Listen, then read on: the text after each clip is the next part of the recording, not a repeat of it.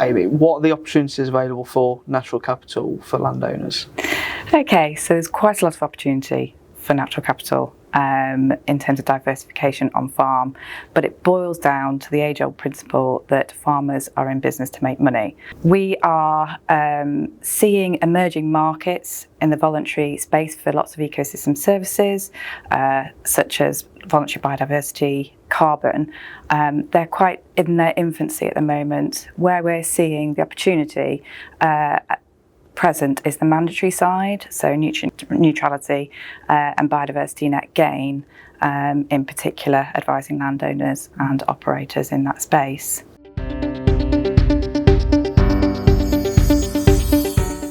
So Josh, it'd be good to know, what is biodiversity net gain? Biodiversity net gain is a statutory regime that's been introduced to leave a development, specifically the habitat on a development, in a better state than what it was pre-development.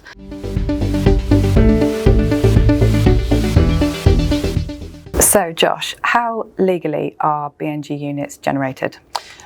By two ways, either by a Section 106 planning agreement or by way of a conservation covenant agreement.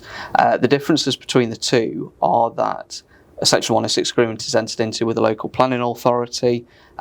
Generally speaking, they are cheaper than going by way of a conservation covenant. With a conservation covenant, that is entered into with a responsible body who can include local planning authorities. They are, generally speaking, quicker, although we are seeing that time frame shorten a little, but they can be quite expensive.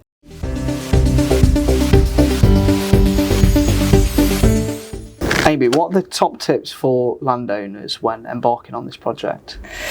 Okay, so my top tips, I can dwindle it down to really three when you're starting out on this project.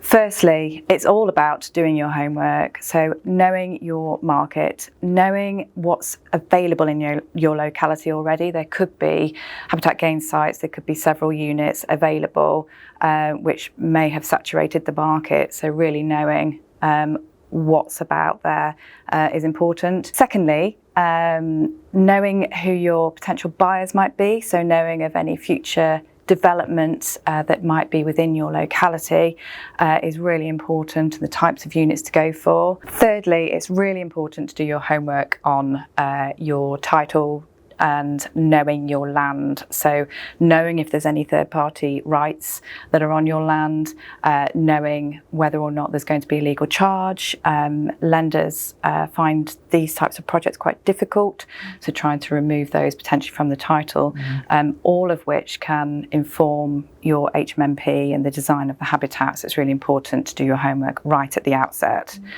What about you, Josh? What are your top tips for landowners? From my perspective, before people come to me looking to secure the sites and the obligations, it is important that they have allowed budget for the legal costs, because there's not just ourselves, there's the legal costs for the local authority and the responsible bodies as well, allowing cash flow to fund that, and also making sure that your documentation, the HMMP, your biodiversity impact assessment, the metric, all of that is ready, as well as quantifying the monitoring fee that the responsible body or the local authority are going to ask of them.